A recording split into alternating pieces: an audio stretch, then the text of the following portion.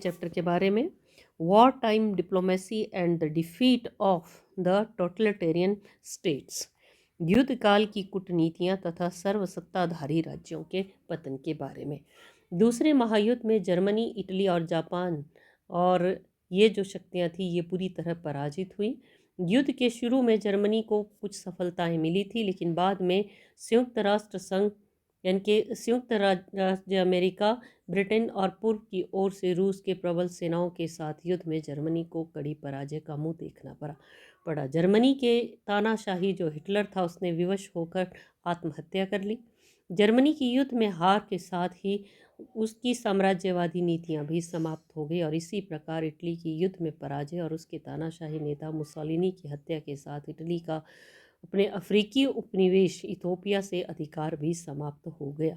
Japan ने भी हथियार डाल लिए। चीन तथा दक्षिण एशिया के देशों पर से उसका नियंत्रण जाता रहा तो उसके साम्राज्यवाद के दिन भी समाप्त हो गए। तो दूसरे महायुद्ध काल में मुख्य जो राजनीतिक शक्तियां थी उन्होंने उनकी जो कूटनीतियां थी वो 1939 से 1942 ईस्वी के दौरान जो थी ये चलती रही। 1939 से 45 तक ये युद्ध चला और एक भयंकर विनाश से भयभीत होकर विश्व के सभ्य राजनीतिज्ञों ने एक ऐसी संस्था की स्थापना करने का विचार करना शुरू किया जो विश्व में शांति स्थापित कर सके और अंतर्राष्ट्रीय सहयोग को बढ़ावा दे सके। और इसी के फलस्वरूप अक्टूबर 1945 को यूएनओ संयुक्त राष्ट्र संघ की स्थापना जो है की गई। तो संयुक्त राष्ट्र संघ की स्थापना तो की गई, लेकिन साथ ही साथ युद्ध के समय अमेरिका के एक राष्ट्रपति जिनका नाम था रूजवेल्ट, तो रूजवेल्ट जो है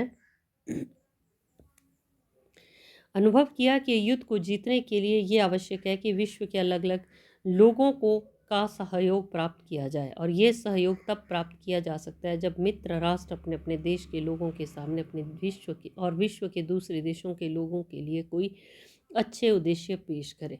अमेरिका के राष्ट्रपति ने अपने साथी देशों के नेताओं को सुझाव दिया कि एक ऐसी अंतर्राष्ट्रीय संस्था संगठित की जाए जो व्यक्तियों के मुख्य रूप से 4 निम्नलिखित अधिकारों की रक्षा कर सके।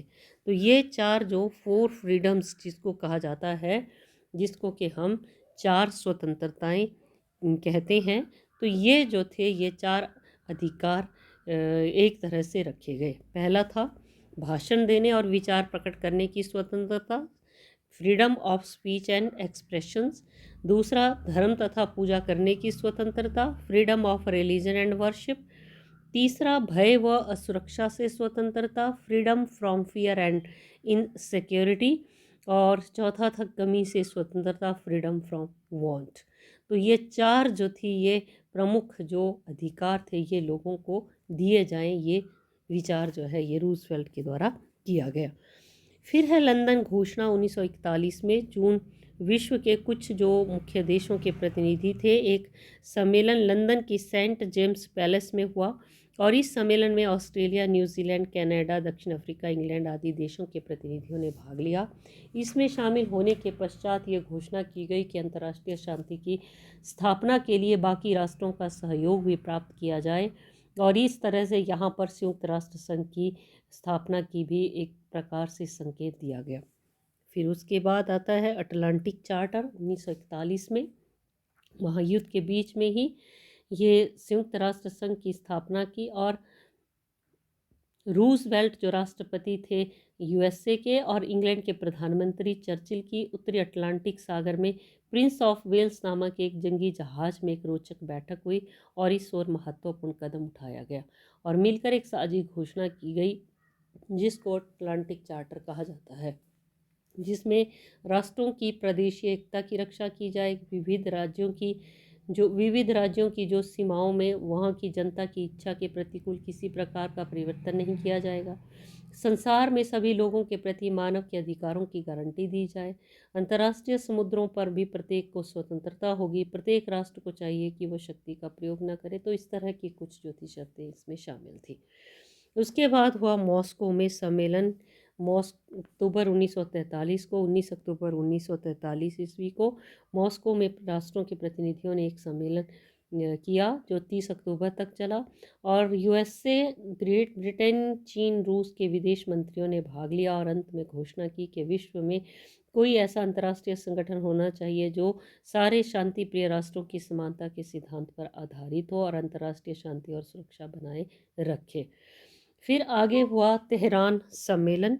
तेहरान सम्मेलन जो है ये 28 नवंबर 1943 को चर्चिल, रूजवेल्ट, स्टालिन ने तेहरान में अपने संयुक्त वक्तव्य में घोषणा की कि विश्व संगठन के लिए छोटे व बड़े राष्ट्रों को आमंत्रित किया जाए और उन्होंने अपने प्रयत्नों द्वारा विश्व शांति स्थापित करने और जर्मनी को पूरी तरह पराजित करने की योजना बनाई और ईरान को स्वतंत्रता प्रभुसत्ता देने का भी वचन दिया। उसके बाद डम्बार्टन ओक्स सम्मेलन 1944 में 21 अगस्त से लेकर 7 अक्टूबर 1944 को ये संयुक्त राज्य अमेरिका की राजधानी वाशिंगटन में डम्बार्टन ओक्स नामक एक बंगले में इसको बुलाया गया। इंग्लैंड, अमेरिका, रूस और चीन के प्रतिनिधि आए। इस सम्मेलन में युद्ध को रोकने और शांति स्थापित करने के लिए एक अंतर्राष्ट्रीय संगठन स्थापित करने के बारे में विचार विमर्श किया गया और यहाँ से भी यूनाइटेड जो नेशंस ऑर्गेनाइजेशन है ये बनाने का निर्णय लिया गया।